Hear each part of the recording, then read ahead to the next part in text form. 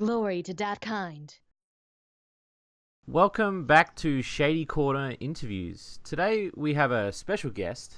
Her voice has touched your ears at some point in your gaming career, from Trucy Wright in Ace Attorney, Bravely Default and Bravely Second as Artemia and False Aerie, Disgaea 5 as Seraphina, Lola from Honey Pop, Bloody Marie in Skullgirls, and so much more. But recently she's given life to Yoko Taro's latest piece, 2B of Nier Automata. Today we're talking with Kira Buckland. Kira, how are you today? I'm doing great. How are you? I'm doing great. Thank you so much for taking the time to do this interview with us. Thanks for having me.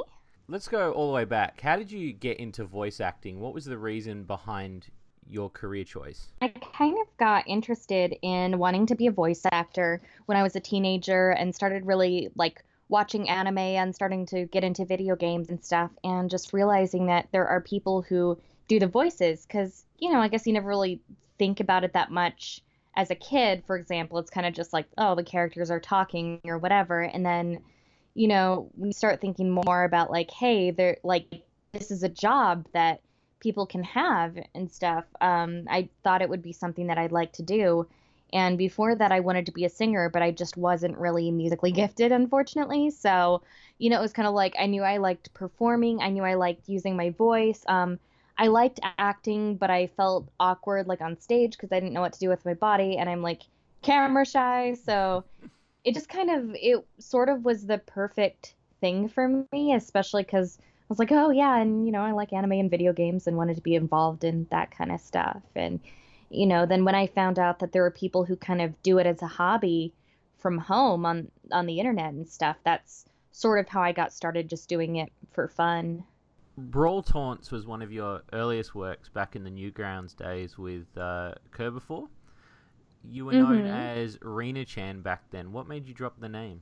No, because I'm kind of just focusing on my official work, and so I just sort of want to be known more by my professional identity, I suppose. And I'm definitely not ashamed of the fact that I started online, and I'm pretty open about it because I want to inspire other people, I guess, who are in the same boat, because I know a lot of people, especially with how ubiquitous something like YouTube is, or any of the online voice acting forums, or even people doing indie games and stuff, for people to kind of realize that it is possible. If you work hard and are willing to move where the work is eventually and stuff, you can do this. So, I definitely don't want to be seen as an amateur voice actress anymore, obviously, because I'm past that point of my life. But, I will always tell people hey, I did start doing it as a hobby, and I used to do stuff online because I guess it kind of maybe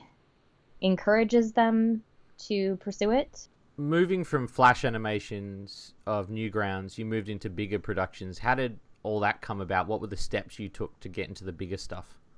Well, a lot of it happened over a long period of time, almost a decade, because Nier Automata was kind of, I guess, what I call my big break, in the sense that it was okay, now people are finally starting to know who I am or my work, or they're oh, hey, you do all this other stuff, you're in this thing and that thing, and I'm yeah, I've been in those things for years, but until you get that one big thing, it's kind of hard to get on people's radar, at least in terms of fans and whatnot. But I guess my biggest step was that I had to move to where the work is, which is in the Los Angeles area, because I'm from Alaska originally. I know people are what? You're from Alaska? That's crazy.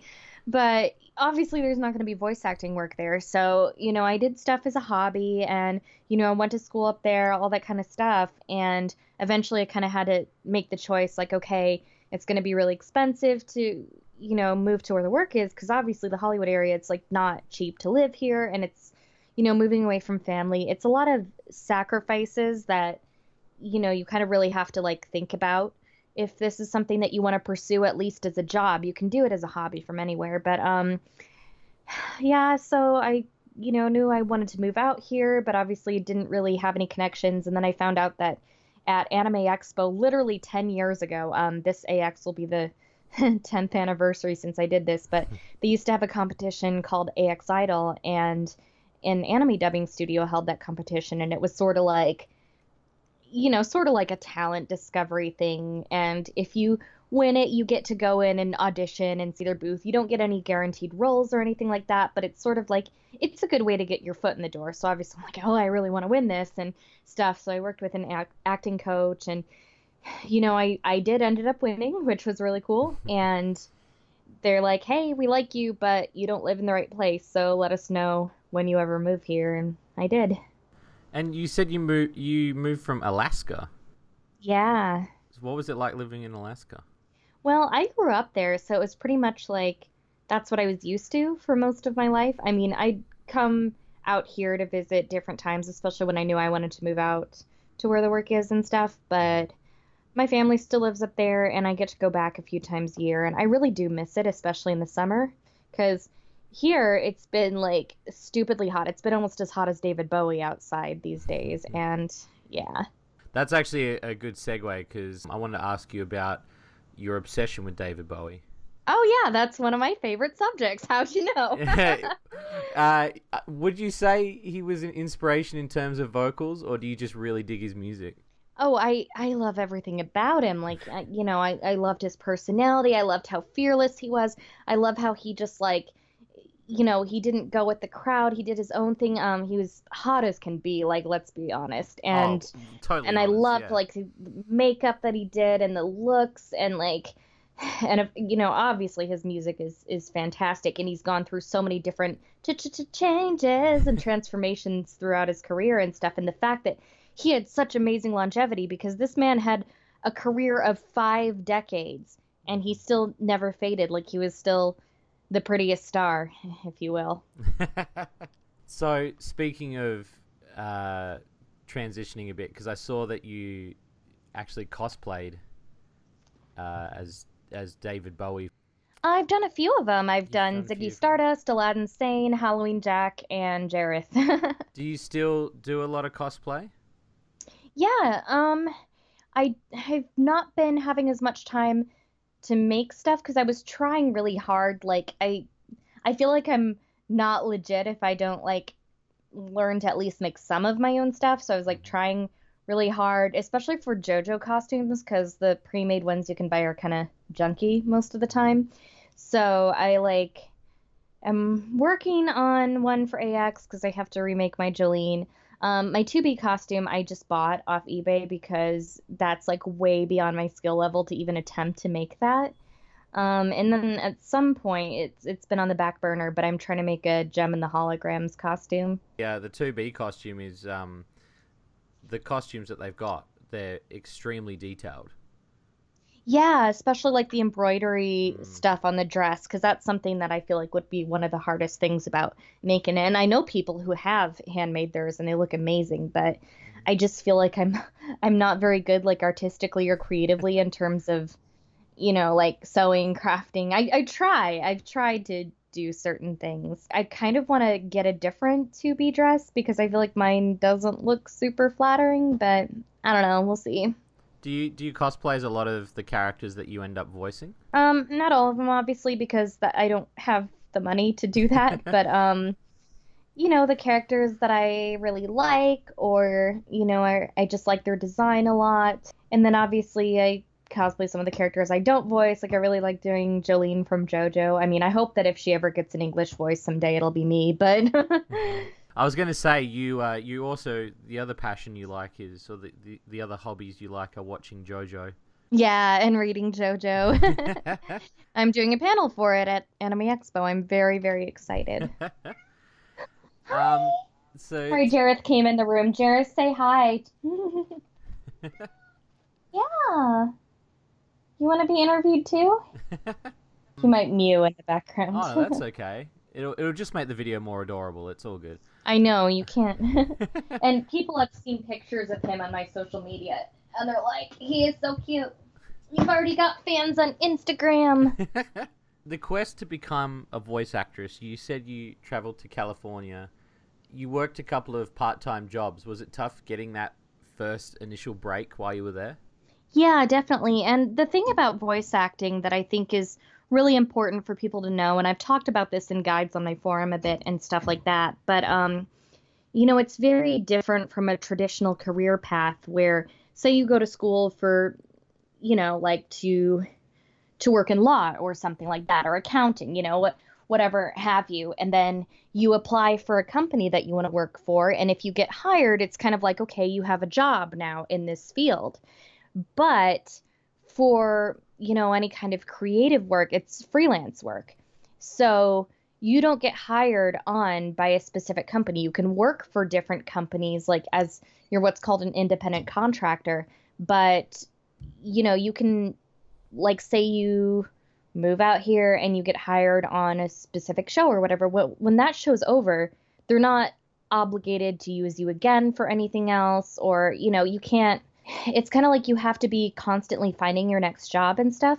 And when you're first starting out, it's like you might get like one job every 3 months. So obviously you have to have other stuff to kind of pay the bills. And I'm fortunate enough now, after all this time and many years doing this by this point, that I'm pretty much able to make most of my income from voice acting. But it's like I still, because I'm like, there's a certain lifestyle that I want to have. Like I like to buy makeup all the time and go out and eat sushi with my friends and like get my hair done. Like that kind of stuff is expensive. So to kind of have extra spending money, I also work at a kitten nursery part-time, and also, just because I like helping to save baby kittens.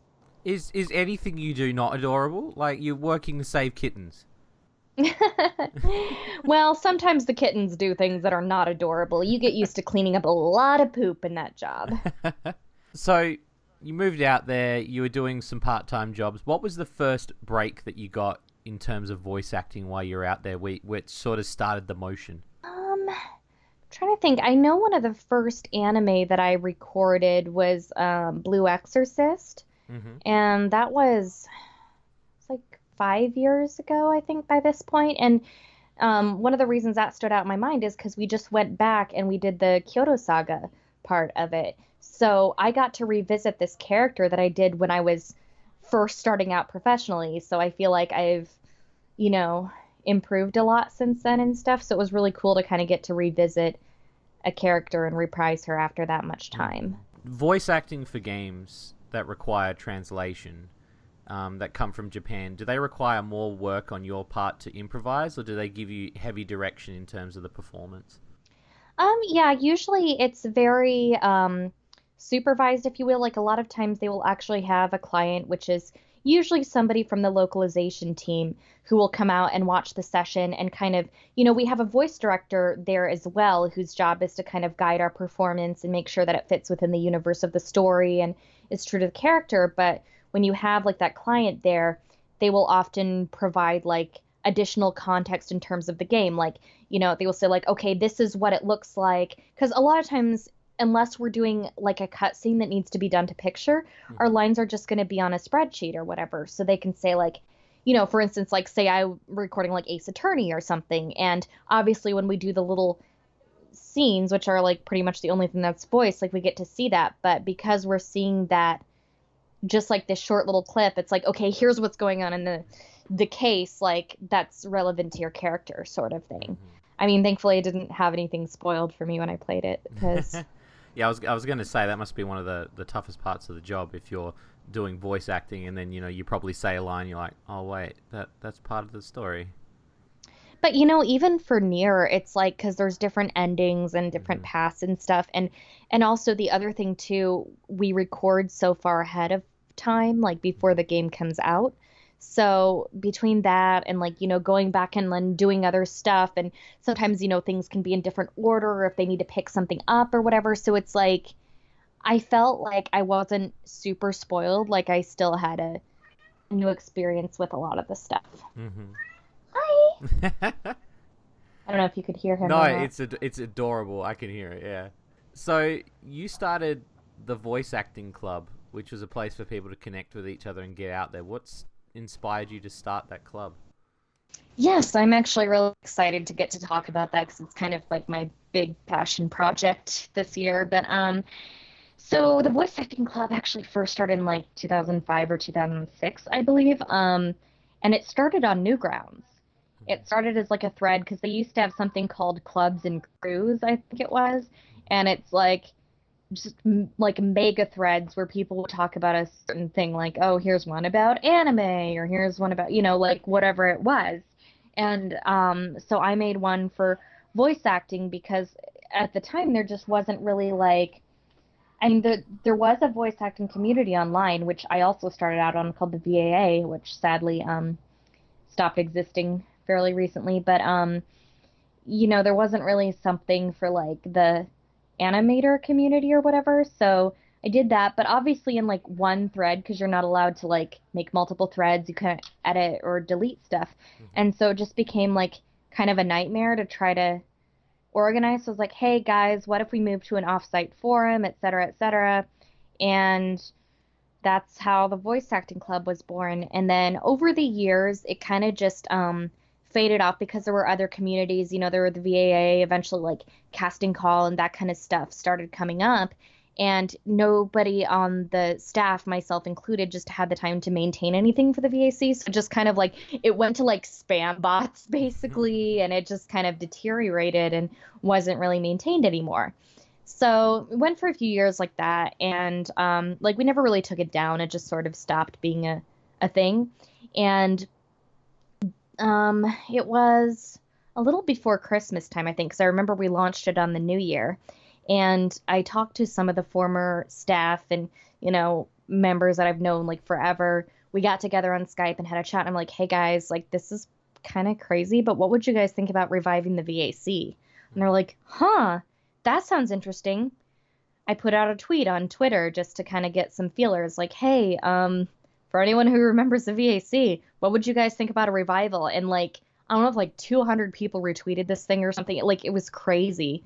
Like people blew up. They were like, yeah, we want this, especially because like another catalyst for it was that the VAA went down. Because before it's kind of, like people can just go to the VAA or like this or that. We didn't really have any reason to revive it. But with, the VAA going down and, there were a couple other sites, but it was largely just like really focused on fan dubs and things like that, which there's like nothing wrong with that. But, we kind of wanted a place where it could also be inclusive of people who are pros and who want to maybe like act as sort of mentors to other people or, audition for paid work themselves. Like we wanted something that encouraged original content and didn't come off as an amateur voice acting community, although amateurs are welcome, but more like just a community for voice actors. Talking about your specific roles that you've done, were there any roles that you've done where you were worried about the performance? You were worried that they might not feel what you were going for? Oh, absolutely. I mean, even playing a character like 2B was a very new experience for me. And, it's hard to, I mean, I actually am kind of glad that I didn't know the game was going to be huge and take off like it did, because I think then I would have been really nervous and, because that's one of the things that you really have to put aside in the booth. You can't be thinking about, well, how do the fans want this to sound or this or that? Because in the end, it's not about them. It's about what the director and client's vision is for it, because they're the people hiring you. So, for example, if you go in and you record an anime or something and you're like, oh, I have to make this sound exactly like the Japanese or the fans will get like super mad at me. But that's like not in your control. You just have to give the performance that they're asking of you and trust that it's going to be good. And, I'm always very grateful the more direction I have, because I feel like we're not always good at like self-directing. We're not always good judges of our own performance. So having people there, and especially having people who worked on the game or the show or whatever it is, like in terms of translating or writing, having their feedback is so valuable. I suppose it also comes for the fact that you're doing the voice, but somebody else is listening to it. So I suppose they hear it the way that they're hearing it versus the way that you're saying it, I guess.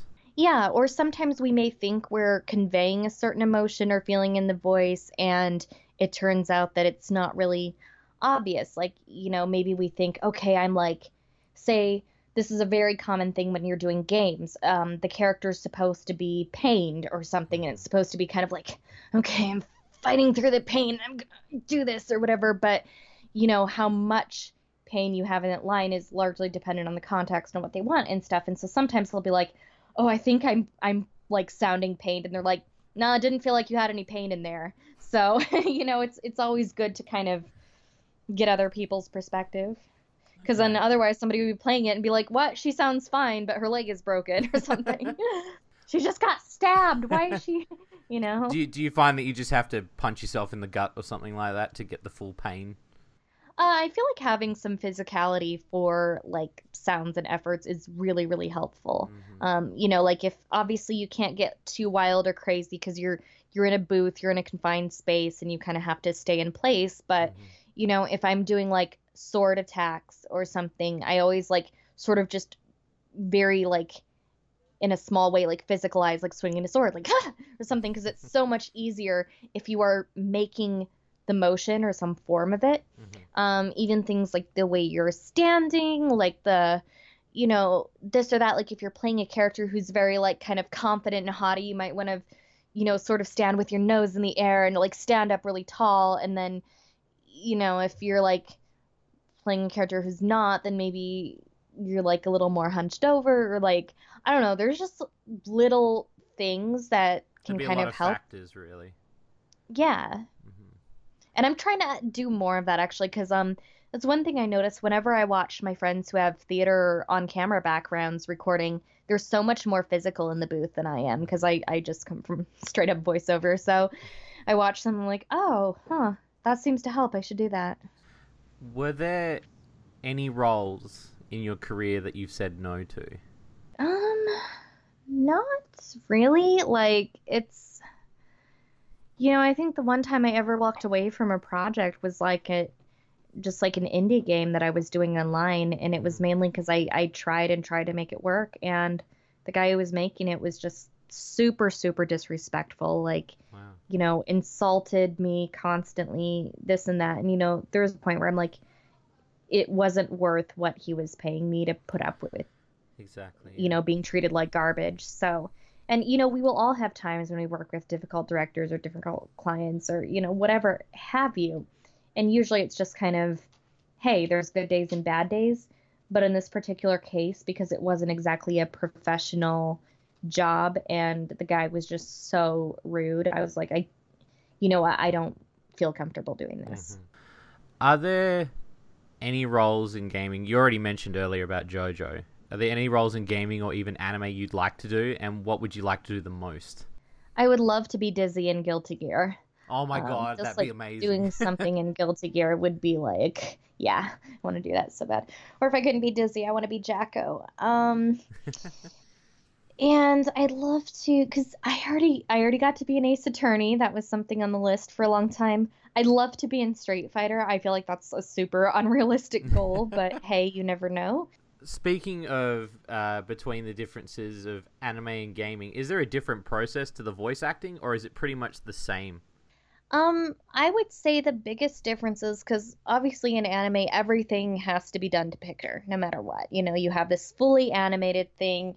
It's already been fully voiced in another language, and you're kind of like going in and matching that the best you can. And in games, sometimes that's a thing. Like, for example, we're recording Nier Automata, and when we do the cutscenes, those have already been animated. They already have the Japanese voices in there, so we kind of have to watch it and match up the English voices to what's going on the screen.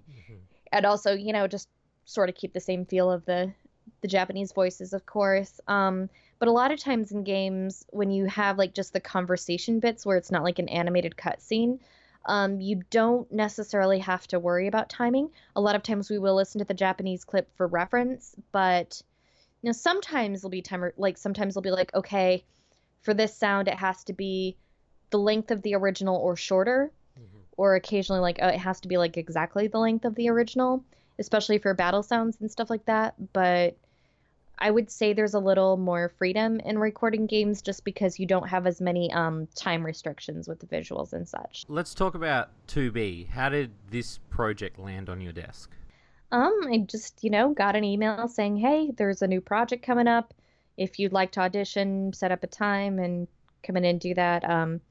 Usually auditions are done from home, but for like this particular game and a few others, we audition in person. And I was just like super surprised that I even got to audition for her because that's not the type of character that I normally play.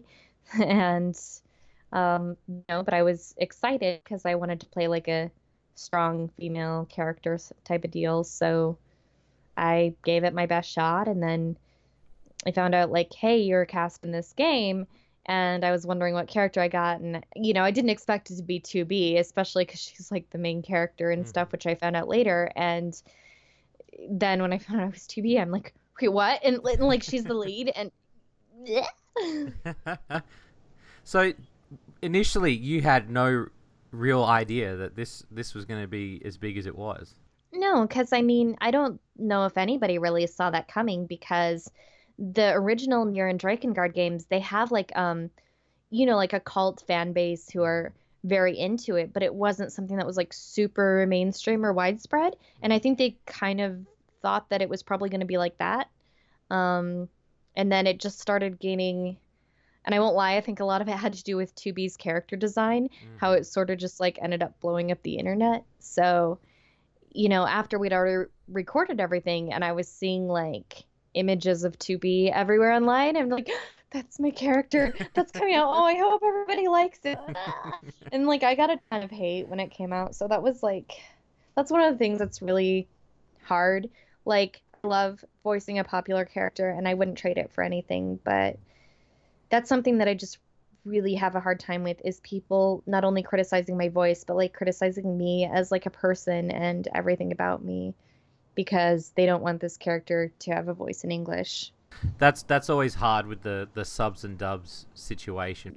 Like my feel on the subs and dubs is like it shouldn't matter. Like there's obviously the off for the reason. So it's like if somebody were to tell me like, hey, like I prefer to play Nier in Japanese, I'd be like, that's totally fine. Like, to do whatever you want. That's why there's the option. The Japanese actors did a wonderful job. Obviously, they're the original choice since it was the first language it was recorded in.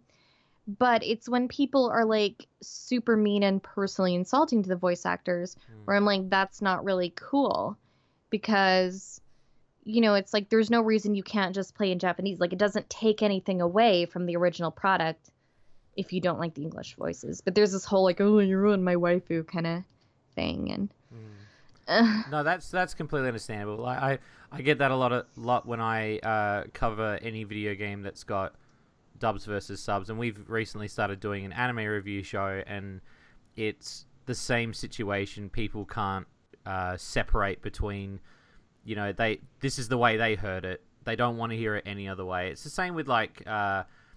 I guess like with Dragon Ball Z, like 90% of people I know want to hear it in English, but obviously people from Japan or people that have originally seen it in Japan want to hear it in Japanese.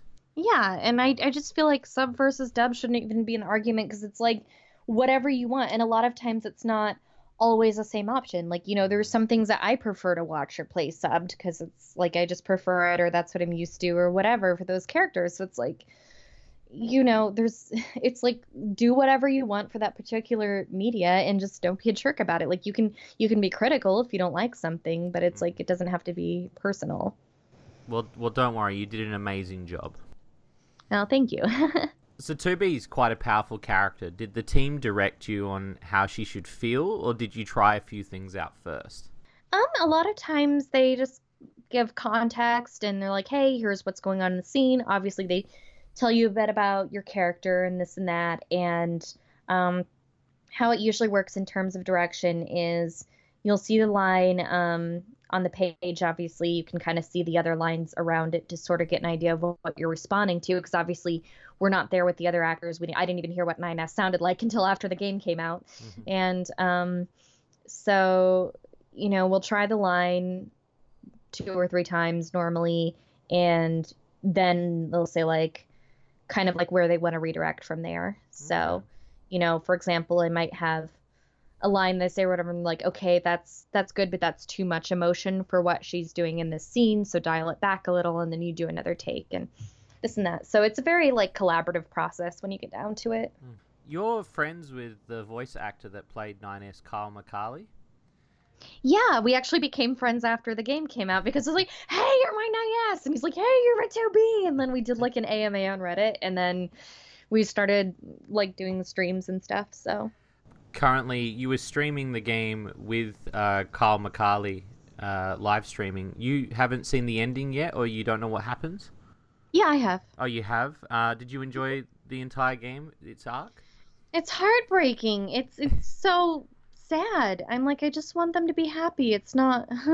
Don't worry, I felt the same. After I finished it, I sat there for a bit, and then my fiance was like, "You okay?" I'm like, "I have to contemplate everything I've done for the past week. I'm so upset. Like, I'm so upset." Yeah, and I tell people like I recommend this game like 100%, like absolutely play it, but just like you have to be prepared. You know, there's times where I'm like, okay, I have to stop playing for this particular day or whatever because I can't handle any more feels. It's so emotional, ridiculously emotional. Did you get to meet anyone behind Nier Automata, or was it just the localization team? People from the localization team. I sadly didn't get to meet Yoko Taro or anything like that, but he did notice me on Twitter after the fact, so that was really cool. And your dream is to meet him next. Yeah, him or Araki, obviously. Oh, that'd be amazing. Okay, how would you describe 2B as a character? I think she's a very interesting character. Like, I feel like people who haven't played the game maybe write her off as being boring or something like that. But when you find out the reason that, or like, another actual really common criticism that I hear about her is people say like, oh, I feel like she's too mean to 9S at the beginning and this and that. But when you find out the reason that she distances herself from him, it's like, ugh. Oh, It's like being punched in the face. Yeah. That's what I felt like when the game first launched, when they put the demo out and stuff. A lot of people felt that the character was very two-dimensional. But once you actually get into the game, you realize 2B, if anything. I didn't mean for that to be a pun. But it's amazing to see like the character development that these characters have is just amazing. Like, you literally see her cry in the game. That's what I say. My fiance, she was just like, "Are you okay?" I'm like, "No, I'm not okay. It's too much for me. I have to stop playing. I wasn't expecting this." Because like initially when I started reviewing it, a lot of people were like, "Have you seen the character? She's absolutely sexy. You have to review this game." I was like, "Okay." I get 20 minutes into the game and I'm like, this is so much more. This is such an adventure to go through. And then by the end of the week, I was emotionally and physically drained from playing it. Yeah, and it drives me crazy when people who have not played the game try to claim that, you know, oh, like it's sexist or like this and that. And I'm like, okay, she has a sexy character design. That's not really a point. Okay, like you get an achievement for it, whatever. You also get achievement for self-destructing 9S, but it's like it's not really referenced. Like she doesn't even like use like, oh, I'm gonna use my sex appeal or whatever, or like, you know, it's not really like referenced by 9S or whatever. It really doesn't feel like that's a focus of the game. And I know so many people were like, oh, I don't want to play it, or even like, I do want to play it because, and it's like, but that's not really, it's more about like what's going on in that world and the characters' relationship to each other. And going back to personality for a second, I really like that 2B comes off so stoic at first because, you know, not only to give more sense to the developments that happen later, but also as a contrast to 9S, who, you know, just kind of lets his emotions run wild, and, you know, A2, who has kind of an attitude. So it's like, I think it's, you know, important. The love for 2B, like you said, it's crazy on the internet. The shipping of 9S and 2B doesn't seem to stop. Do you think these two, without spoiling the game, do you think these two could have a future together? Oh, I love it. I shamelessly ship 2B and 9S. It's like, I'm sorry, I know some people hate that ship, but I'm just like, no, they're like, like they have to be together. Who else would they possibly? Ugh. Exactly. What were your favorite lines to record as 2B? I really liked the scene where they're fighting with Adam in the copied city. Why is it like, you bastard, or Yeah, something that's like it, that? yeah. It just like flips out. I love it. And especially when you're playing a character who doesn't show as much emotion, when they really get to like lose it, then that's so much fun. No, it sounds like a lot of fun. I know you can't And really... of course, the whole like memories of pure light thing. I mean, that I'm pretty sure I literally cried recording that. Oh, I could understand that. It's a very deep game. It has a very deep meaning to it. I know you can't really say anything about this, but if you were brought back for 2B, do you think her chapter would be over, or do you think that this is pretty much it? There's no more game after this? It's Yoko Taro. I mean, I feel like literally anything could happen. The amount of endings that he does in games, I wouldn't be surprised. Yeah, like he could totally just pull something out of nowhere and be like, "Surprise, guys! None of that was canon. Here's like real ending or something." I don't know. I could just totally see him doing so. But on the other hand, he could just be like, "Hey, I told this story. I wanna, move on and tell another story next." So it'll be interesting if there is anything like future Nier games or this or that to see where they go. Mm-hmm. And I would assume probably they'd have different characters, but I know for this a couple of characters returned from the original Nier. So How do you feel knowing you're the voice of Butt, a butt that stopped gamers everywhere? it's pretty great, but a lot of times I feel like because so many people who are like, no, only play in Japanese are like so vocal about it that I don't know. I don't know how to describe it. It's like it's really cool, but I feel like I'm only like a small part of the voice of this character because obviously I'm not the original voice. You know what I No. mean? When it's originally voiced in another language and stuff. So, but the fact that a lot of people who did play in English and do consider me the voice of this character, like that means a lot to me. Okay, this is a burning question. I get this every week. Pronounce the game's name for me. Okay, so I know this is a point of contention for a lot of people. I'll explain. I believe that either way is correct. Okay. For multiple reasons. I personally say Nier Automata, and the reason being because that seems to be how Yoko Taro pronounces it. I mean, granted, different language and all that, but there's that. And then at one point, Pod 153 says it in the game and pronounces it that way. I mean, I'm sure they probably recorded a couple of takes. But like I said, I feel like either is correct. Because it's literally gotten to a joke here now, because when I did the review for the game, and we've been playing through it on our live streams, I've been saying Nier Automata, but then before that, I was saying Nier Automato, and now it's turned into people Nier just call Auto Tomato. Yeah. It is adorable, and yeah, it's just so frustrating because I'm like, I don't know how to pronounce it because I'm Australian. I have no honest clue. Oh, trust me, people don't know how to pronounce it in English either. I've heard somebody say like Nier Automata and stuff. Automata? Like, okay. Yeah. Oh, okay. I guess maybe they're thinking like automatic or something. I don't know. At a little con I was at, there were stuffed tomatoes, and I was just hoping so bad that someone would buy one for me to sign. So what's next for you? Any future projects you can actually talk about?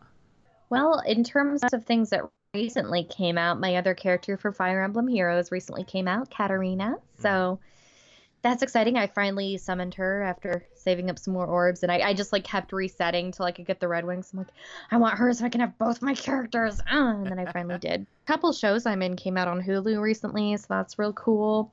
Oh, what shows were on Hulu? Asterisk War, I play Euless, and Charlotte, I play Ayumi. I don't think Charlotte's out quite yet, but they announced it's going to be on Hulu. Okay.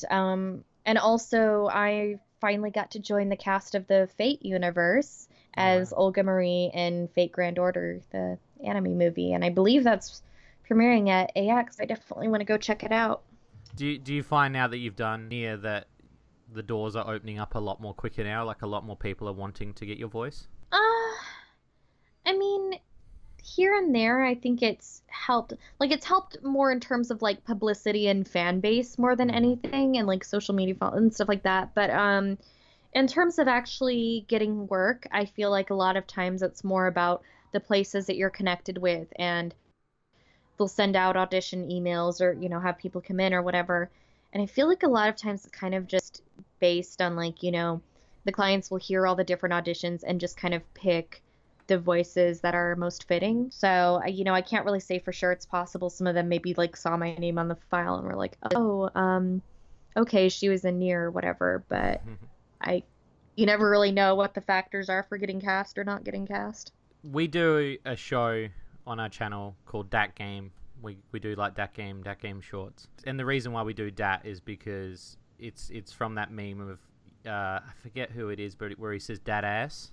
Oh. Yeah, so you don't have to, but can you say glory to Dat kind as 2B? Or you don't want me to say like glory to that ass or something? You could say both if you want. Glory to that ass. It seems so funny saying it in such a serious voice. You know what I'm saying? It does, yeah. Glory to that kind. It's so weird hearing that I'm actually talking to two. Like, I know, I'm trying to keep it so professional, right? Because then in your head, you're like, I've got to talk to this person. She's so professional. And then in your head, you're like, ah! Like, you just... Oh, I feel the same way if I'm ever talking to someone who, like, voices a character I like or this or that. Okay, so it's not just me then. Okay. No. Like, one of my good friends was the narrator for Smash Brothers, and wow. I remember for like the first entire year that I met him, I was still like, I can't believe I'm talking to the guy who's the narrator for Smash, and he'd like make fun of me so much if I ever like fangirled, but you had to hold it in and then wait until you left to scream. And then I have to deal with it all over again now because he's like the protagonist in Persona 5. And I'm like, you're like so famous and popular. Why do you want to be friends with a nerd like me? Okay. Thank you so much for your time tonight, Kira. Do you have any social media or anything that the peeps would like to follow you on, or anything that you'd to keep up to date where you're going to be next? Yeah, honestly, if you search my name on any of those medium or any of those media, you can pretty much find my account. So I'm pretty easy climber because there's people who like to impersonate voice actors. It's just super important to check and make sure it's the authentic account. Wait, people really do when you follow somebody? And all the time. Yeah, I've had to report like 4 different accounts, usually with the same person. But it's if you ever see somebody, especially someone you don't interact with, like a voice actor or a cosplayer or whatever, saying something to you that's like kind of inappropriate or makes you a little uncomfortable, always check the account, because if they have like 2 followers, it's not the right person, and just report it. Well, thank you so much for doing this interview. Is there anything else you wanted to add before we end this interview? Unless you have any like more requests for characters or anything like that. Oh my god, I couldn't even. We'd be here all night. We would be here all night if I did that, honestly. Seriously though, like, it'll be the comment section will be all my fans just saying, "Oh, you should have got her to say this. You should have asked her that." It's always the way. Okay, I guess I could say, and she doesn't actually voice this line in the game, but one of Trucy Wright's famous quotes is, "A true entertainer always keeps a smile on their face." Skullgirls. Any lines in Skullgirls that you could? You are already dead. You did voices for Honey Pop. Yeah. If it turns out one of my friends played it, they're like, I couldn't choose your character. I would feel way too awkward. I'm like, that's okay. Well, now I feel awkward because I've reviewed the game, and now that I've spoken to you, I feel so dirty. Like, I'm really sorry. I feel like I need to wipe my entire brain clean. Because I've just spoken to you on such a serious level, and I'm like, yeah, but I went out on a date with you, and I don't even know you. Like, I don't even like. I just like that my character liked coffee because I'm a coffee addict. You are a bit of a coffee addict. I've caffeined, if you will.